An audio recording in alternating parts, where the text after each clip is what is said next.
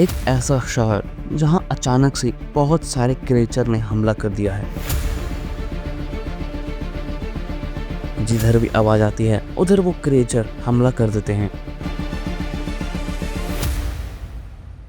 जिस कारण सभी इंसानों की सच में ही बोलती बंद हो गई है। उन्होंने एक दूसरे से बात करना ही छोड़ दिया है, इशारों में बात करते हैं। तो दोस्तों, अब ये क्रिएचर कहाँ से आए और इंसानों ने इन सभी क्रिएचर से कैसे छुटकारा पाया, चलिए आज की कहानी में जानेंगे। कहानी शुरू होती है पेंसिल्वेनिया के किसी केव यानी गुफे से, जहां कुछ इंजीनियर्स 1000 फीट तक गहराई में खुदाई करने के बाद जैसे ही गुफे के अंदर जाते हैं, उन्हें एक और गुफा के अंदर जाने का रास्ता मिलता है, जहां काफी अंधेरा भी था। ये देखकर इंजीनियर्स बाहर में खड़ी अपनी टीम को इसके बारे में बताते हैं, लेकिन आवाज होने की वजह से अचानक वहां पर बहुत सारे क्रिएचर आ जाते हैं और दोनों इंजीनियर्स को मार डालते हैं। बाद में वो क्रिएचर उसी गुफे से बाहर भी निकलने लगते हैं। अगले सीन में देखते हैं न्यूयॉर्क यूनिवर्सिटी से 20 मील दूर एक घर में दिखाया जाता है, जहां 5 लोगों की एक फैमिली रह रही थी, जिनमें एक एली भी थी। एली जब यूनिवर्सिटी से घर आती है तो वो अपने मॉम को आज घर लेट आने का रीजन बता रही होती है, क्योंकि एली किसी की बातें सुन नहीं पाती थी, इसलिए यूनिवर्सिटी के लड़के एली का मजाक उड़ाते रहते थे। एली मॉम के साथ बात कर ही रही थी, तभी वो क्या दिखती है, उसका डॉग बाहर में अचानक से भौंकने लगता है और वो काफी डरा हुआ भी लग रहा था। लेकिन एली जब बाहर देखती है तो वहाँ कुछ नहीं था। रात में डिनर कर जब सभी सो जाते हैं, तभी रात के 3 बजे एली की मॉम उसे उठाने लगती है, ये कहकर कि उनके शहर में हमला हुआ है। इसलिए वे लोग सभी न्यूज देखने लगते हैं, लेकिन न्यूज में भी कुछ खास पता नहीं चल पाता। बस इतना बताया जा रहा था न्यूयॉर्क के सारे शहर धीरे धीरे इन्फेक्टेड होते जा रहे हैं, पर किससे ये नहीं पता। इसलिए सभी लोगों को अपने अपने घर में ही रहने की सलाह दी जाती है। इतने में सोशल मीडिया पर एक वीडियो क्लिप वायरल होना शुरू हो जाती है, जो इन्फेक्टेड एरिया से आई थी। यहाँ क्या देखते हैं, एक लड़की बाहर के हालातों को दिखाती है, जहाँ सारे लोग बहुत बेरहम तरीके से मरे हुए थे। साथ ही वो लड़की सभी को आवाज ना करने की सलाह भी देती है। न्यूज में ये सब देखकर एली और उसकी फैमिली अब शहर छोड़ने का डिसाइड करते हैं। इसलिए सभी लोग रात में ही गाड़ी से निकल जाते हैं। थोड़ी देर बाद शहर के हालात भी दिखाए जाते हैं, जो बहुत ही डराने वाली थी, क्योंकि जगह जगह पर लोग मरे पड़े थे।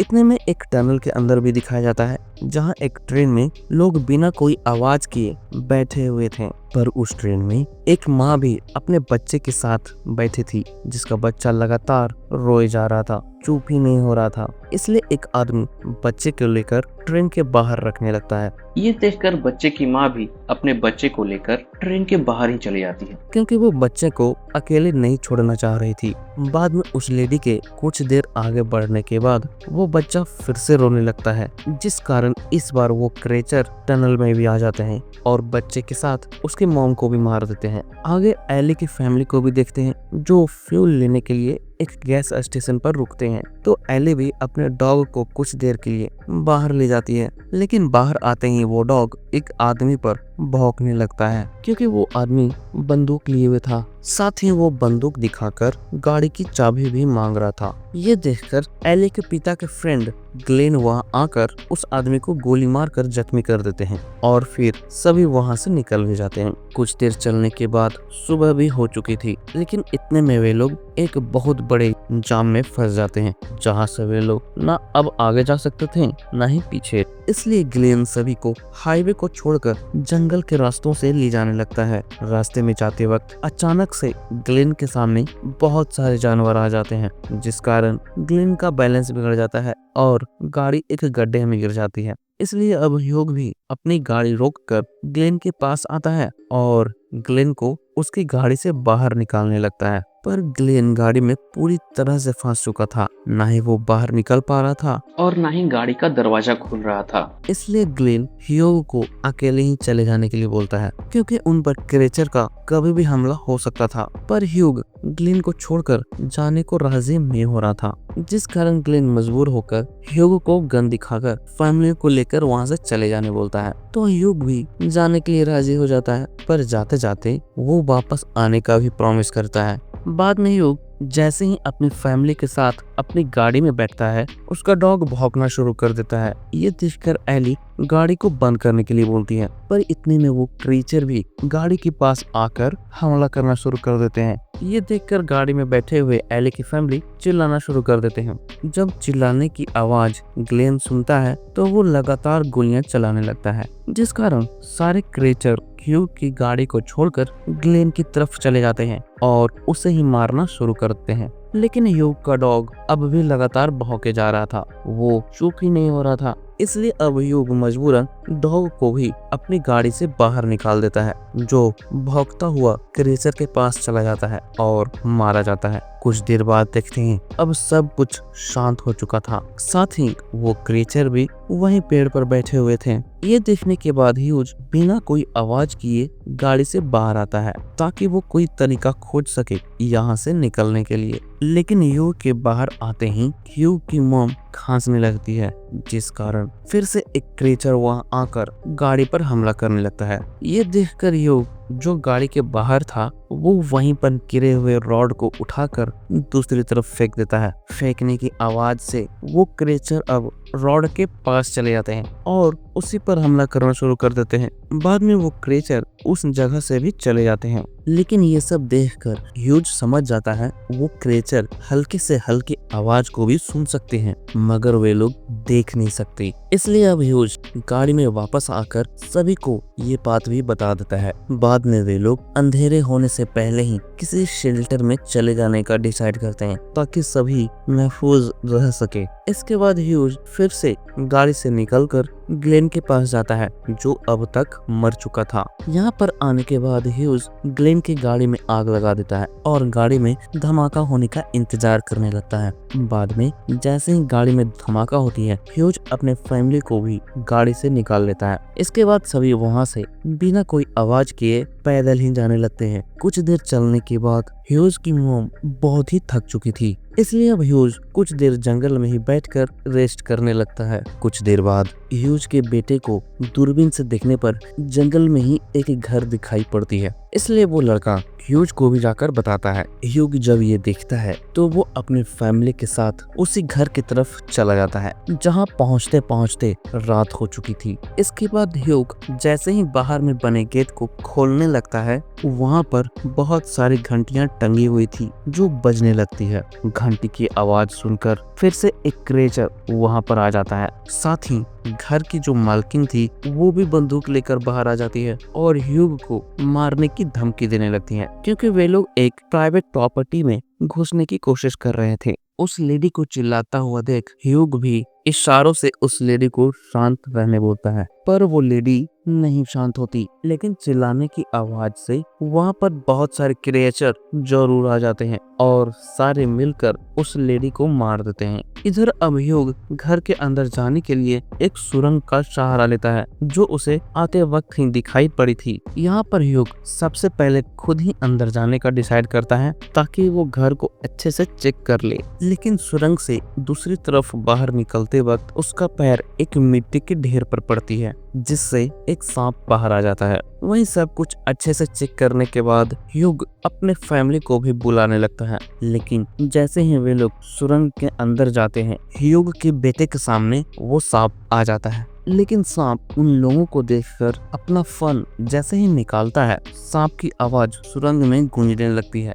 आवाज सुनकर एक क्रिएचर सुरंग में भी चले जाते हैं और सांप को मार डालते हैं। लेकिन बाद में और भी बहुत सारे क्रिएचर पीछे से सुरंग में जाने लगते हैं, पर न जाने की वजह से वे लोग ह्यूग की वाइफ को ही जख्मी करना शुरू कर देते हैं। इधर ह्यूग जैसे ही चिल्लाने की आवाज सुनने लगता है, वो घर के बाहर में लगे ट्रैक्टर को स्टार्ट कर देता है, जिसमें किसी तरह का ब्लेड लगा हुआ था, जिस कारण ट्रैक्टर की आवाज सुनकर बहुत सारे क्रिएचर वहां चले जाते हैं और सारे क्रिएचर मार जाते हैं। बाद में ह्यूग भी अपनी वाइफ को घर के अंदर लाता है और उसके जख्म की मलहम पट्टी करता है, क्योंकि क्रिएचर्स ने ह्यूग की वाइफ के पैर को पूरी तरह से जख्मी कर दिया था। रात में जब एली अपने फ्रेंड रॉब को कॉल लगाती है तो पता चलता है उसके मॉम डैड भी मारे गए हैं। ये सुनकर एली रॉब को अपने पास ही बुलाने लगती है पर बात करते हुए ही कॉल कट हो जाती है क्योंकि उस जगह पर नेटवर्क प्रॉब्लम शुरू हो गया था। अगले दिन ह्यूग की मॉम ह्यूग की वाइफ के जख्म को देखती है तो पता चलता है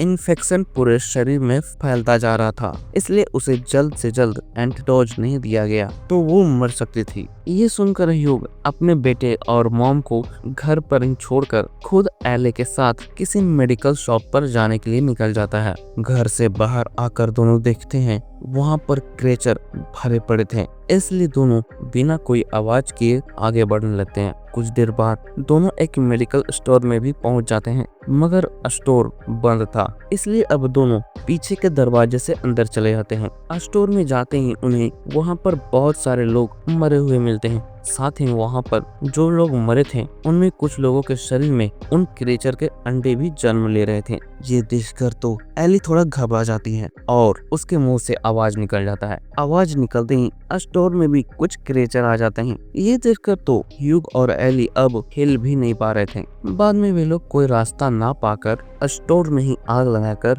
फायर अलार्म बजा देते हैं। फायर अलार्म से सारे क्रिएचर इधर उधर छटपटाने लगते हैं, तो इसी का फायदा उठाकर ह्यूग और एली दवाई लेकर स्टोर से बाहर आ जाते हैं। लेकिन जब वे लोग घर जाने लगते हैं तभी रास्ते में दोनों को एक आदमी रोक लेता है। यहाँ पर वो आदमी शुरू से ही दोनों पर नजर रखे हुए था, जब से दोनों मेडिकल स्टोर के अंदर गए थे। यहाँ पर वो आदमी दोनों को अपनी किसी टीम में ज्वाइन होने के लिए बोलने लगता है, लेकिन एले को उस आदमी की बातें अजीब लगती है, इसलिए वे दोनों उस आदमी की बिना कोई बात सुने वहाँ से चले जाते हैं। तभी क्या देखते हैं, उस आदमी ने अपनी जीभ तक काट रखी थी। घर आकर ह्यूग टीवी देखने लगता है ताकि किसी न्यूज में बाहर की जानकारी मिल सके, मगर सिर्फ एक ही न्यूज चल रहा था जिसे न्यूज वाले किसी बंकर से ब्रॉडकास्ट कर रहे थे। न्यूज से मालूम होता है उन क्रिएचर को ठंड पसंद नहीं है, इसलिए बहुत से लोग आर्कटिक सर्कल में अभी भी बचे हुए थे।